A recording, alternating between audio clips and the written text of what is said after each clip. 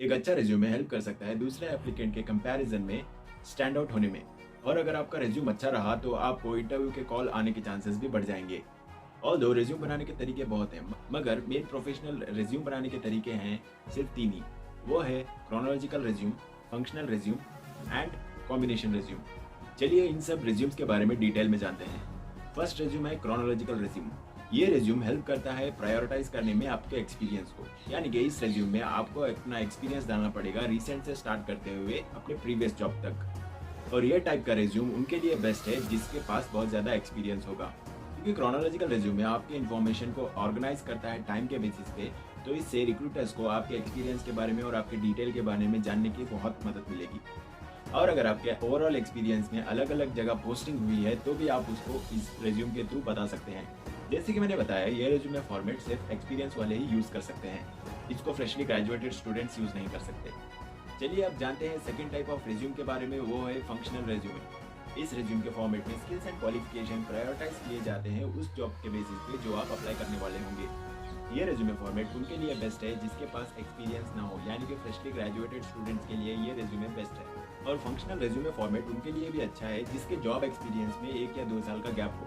तो इस resume format से वो क्या कर सकते हैं, वो अपने स्किल्स एंड क्वालिफिकेशन को दिखा सकते हैं और अपना एक्सपीरियंस को हाइड कर सकते हैं, यानी कि वो अपने स्किल्स को इतना अच्छे से दिखाएंगे कि उनका जॉब एक्सपीरियंस का गैप नेगलेक्ट किया जाए। नेक्स्ट टाइप का रिज्यूम फॉर्मेट है कॉम्बिनेशन रिज्यूम। ये रिज्यूम फॉर्मेट उनके लिए बेस्ट है जो अपने स्किल्स, क्वालिफिकेशन एंड एक्सपीरियंस सभी दिखाना चाह रहे होंगे, यानी कि ये एक मिश्रण है chronological resume and functional resume का। जैसे कि मैंने कहा, ये रिज्यूम फॉर्मेट उनके लिए बेस्ट है जिसके पास ज़्यादा एक्सपीरियंस होगा और वो जॉब चेंज करना चाह रहे होंगे। तो दोस्तों ये है 3 मेन प्रोफेशनल रिज्यूम फॉर्मेट्स। तो चलिए अब जल्दी से अपने स्किल्स, एजुकेशन एंड एक्सपीरियंस के हिसाब से अपना रिज्यूम टाइप चुन लें, क्योंकि मैं आगे बताने वाला हूँ कि इस रिज्यूम्स को कैसे प्रिपेयर कर सकते हैं। हम रिज्यूम को डायरेक्टली एमएस ऑफिस में टाइप करने से पहले हमको क्या करना पड़ेगा, रफली एक नोट में अपना सभी लिख लीजिए, यानी कि अपने स्किल्स लिख लीजिए, अपने एजुकेशन के बारे में लिख लीजिए और आपके एक्सपीरियंस के बारे में लिख लीजिए और जॉब डिस्क्रिप्शन के बारे में भी लिख लीजिए। अगर आपको जॉब डिस्क्रिप्शन के बारे में नहीं पता चल रहा तो आप क्या कर सकते हैं, आपको जॉब पोजीशन का जो भी कीवर्ड होगा उसको लेके जाके आप naukri.com या फिर लिंक्डइन पे उसको सर्च करिए, तो वहाँ बहुत सारे जॉब डिस्क्रिप्शन आ जाएंगे। तो उसमें से आप अपने रिलेटेड जो भी जॉब कर रहे हैं उसको चुन के आप एक जगह लिख लें। और अगर आप एक्सपीरियंस नहीं हो, फ्रेश कैंडिडेट हो, तो आप अपने स्किल्स के बारे में अच्छे से लिख लीजिएगा, या फिर आपका कोई प्रोजेक्ट है तो उसको भी मेंशन कर दीजिएगा। और अगर आप कंफ्यूज होकर फ्रेश ग्रेजुएट होकर कैसे जॉब पा सकते हैं तो उसके लिए मैंने एक वीडियो बनाया है, तो आई बटन पे क्लिक करके इसको भी ज़रूर देख लीजिएगा। तो दोस्तों आपके जब आपने रफली सभी लिख लिया होगा तो चलिए अब डायरेक्टली जाते हैं रिज्यूम टाइप करने में। आपको फर्स्ट सेक्शन में लिखना होगा अपना कॉन्टैक्ट इन्फॉर्मेशन एंड अपना नेम। जी हाँ दोस्तों, आपको अपना first name and last name जरूर लिखना है। और नेक्स्ट आप लिखिए आपका कॉन्टैक्ट नंबर एंड आपका ईमेल आईडी। दोस्तों आप ये ध्यान रखिए कि आप अपना contact number and email ID जो दे रहे हैं वो केवाईसी से रिलेटेड ना हो, क्योंकि एक जॉब के लिए बहुत सारे रिज्यूम्स जाते हैं और कहीं ये रिज्यूम एंड आपकी इन्फॉर्मेशन गलत हाथ में लग गई तो हमारे लिए रिस्क होगा। इसके लिए आप ऐसा नंबर एंड ईमेल आईडी दीजिए तो केवाईसी से रिलेटेड ही ना हो। और नेक्स्ट आपका एड्रेस, आप एड्रेस दे भी सकते हैं या नहीं भी दे सकते हैं। आप क्या करिए, आपका लोकेलिटी के बारे में डालिए और आपका टाउन का नेम डालिए, बस इतना ही। आपको डिटेल में हाउस नंबर, फ्लैट नंबर ये सब डालने की ज़रूरत नहीं है। और दोस्तों आजकल के डिजिटल वर्ल्ड में और आपका एक डिजिटल फॉर्मेट और रिज्यूम होना बहुत इंपॉर्टेंट है। तो आपका अगर कोई वीडियो रिज्यूमे है तो आप उसका लिंक भी इसमें डाल सकते हैं, या फिर आप अपना लिंक्डइन प्रोफाइल का लिंक भी डाल सकते हैं, जिससे कि रिक्रूटर्स आपकी और ज़्यादा इन्फॉर्मेशन कलेक्ट कर सकें। दोस्तों ये हो गया फर्स्ट सेक्शन। चलिए अब चलते हैं नेक्स्ट सेक्शन के बारे में। सेकंड सेक्शन में आप अगर फ्रेशली ग्रेजुएटेड स्टूडेंट हो तो आप एजुकेशन के बारे में डाल सकते हैं, या फिर आप एक्सपीरियंस कैंडिडेट हो तो इस सेकंड सेक्शन में आप एक्सपीरियंस को डालना पड़ेगा। तो चलिए मैं दोनों कंडीशन को बता देता हूँ। अगर आप फ्रेशली कैंडिडेट हो तो आपको एजुकेशन डालना चाहिए सेकंड सेक्शन में। आप एजुकेशन सेक्शन में डालना पड़ेगा आपके यूनिवर्सिटी का नेम, आपका एजुकेशन डिग्री या मास्टर डिग्री जो भी हो। नेक्स्ट आपको डालना पड़ेगा अपना जीपीए। आप जीपीए डाल भी सकते हैं या नहीं भी डाल सकते, मगर थोड़ी कंपनीज को जीपीए बहुत इंपॉर्टेंट है तो आपको जीपीए डालना पड़ेगा। और अगर आप फ्रेश कैंडिडेट हो तो जीपीए तो कंपलसरी डालना पड़ेगा। और इस एजुकेशन को भी आप रीसेंट डिग्री से स्टार्ट करते हुए आपके प्रीवियस डिग्रीज को जाना है, यानी कि अगर आपने बीटेक किया है तो फर्स्ट बीटेक डालिए, नेक्स्ट डालिए अपना पीयूसी का एंड नेक्स्ट डालिए आपका एसएसएलसी का रिजल्ट। और फिर अगर आपने सर्टिफिकेशंस भी कुछ किया है, यानी कि पोस्ट ग्रेजुएशन, डिप्लोमा वगैरह, तो ऐसे सर्टिफिकेशन का नेम एंड यूनिवर्सिटी पे आपको डालना बहुत इंपॉर्टेंट है। तो ये हो गया फ्रेश ग्रेजुएटेड स्टूडेंट्स के बारे में। और अगर कहीं आप एक्सपीरियंस कैंडिडेट हो तो आपको सेकंड सेक्शन में आपका एक्सपीरियंस डालना चाहिए, और आपका एक्सपीरियंस भी रिसेंट ईयर से स्टार्ट करते हुए आपको प्रीवियस एक्सपीरियंस डालना पड़ेगा।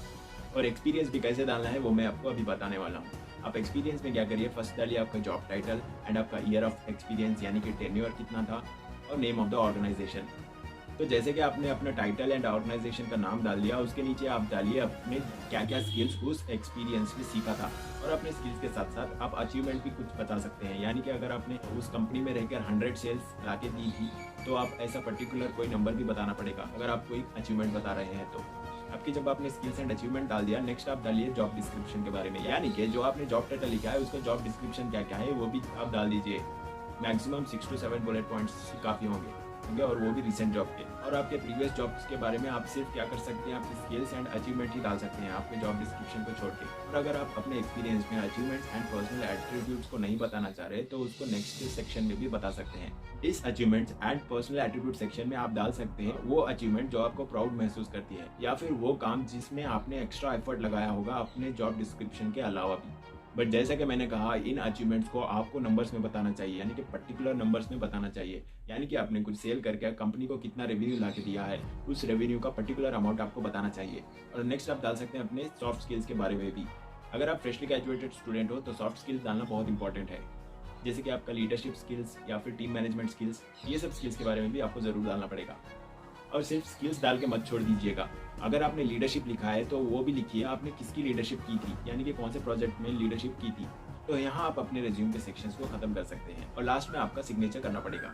अब के जब हमने अपना रिज्यूम प्रिपेयर कर लिया है तो चलिए अब जानते हैं इस रिज्यूम को विजिबिलिटी को कैसे बढ़ा सकते हैं, यानी कि इसको कैसा ऐसे बना सकते हैं जो रिक्रूटर्स को एक बार देखते ही पसंद आ जाए।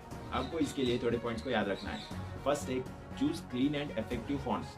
जी हाँ दोस्तों, आपके रिज्यूम के लिए बेस्ट फॉन्ट्स है Arial, Times New Roman, Georgia, Calibri and Garamond. ये सभी स्पेशल फॉन्ट्स है एक रिज्यूम के लिए। और ये भी याद रखिए आपका रिज्यूम का फॉन्ट रखना पड़ेगा 10 to 12 के बीच में। आप हेडिंग के लिए 14 to 16 तक भी यूज़ कर सकते हैं। और अगर आप रिज्यूम को कलर भी कुछ रखना चाहते हैं तो वो भी रख सकते हैं, मगर आप इसको प्रिंट निकाल के देख लीजिए कि वो अच्छा लग रहा है या नहीं। अगर वो आपको अच्छा नहीं लग रहा तो इसको रखने की जरूरत नहीं है। नेक्स्ट थिंग जो याद रखना है वो है मार्जिन। स्टैंडर्ड मार्जिन जो आप रख सकते हैं मैक्सिमम 1 इंच तक, और मिनिमम रख सकते हैं 4 और 5th part of an inch. तो चलिए आप जानते हैं नेक्स्ट थिंग के बारे में जो आपके रिक्रूटर्स को अट्रैक्ट कर सकती है, वो है पावर वर्ड्स। आपको अपने रिज्यूम में पावर वर्ड्स यूज करना बहुत इंपॉर्टेंट है जो डायरेक्ट एक्शन को दिखा रहे होंगे। फॉर एग्जाम्पल के लिए आप लिख सकते हैं, I hold frequent meetings to ensure that sales codes are met and brainstorm how to increase productivity. तो दोस्तों आपको ऐसे पावर वर्ड्स अपने रिज्यूम में यूज करना बहुत इंपॉर्टेंट है। तो ये थे हमारे इफेक्टिव टिप्स जो आपको रिज्यूम को अच्छे से प्रिपेयर करने में मदद करेंगे, जिससे कि आपका इंटरव्यू कॉल जल्द से जल्द आ सके। तो चलिए दोस्तों, best of luck for your new job. आज के लिए बस इतना ही। अगर आपको मेरा ये वीडियो वैल्यूएबल लगे तो शेयर, लाइक एंड कमेंट करना मत भूलिएगा।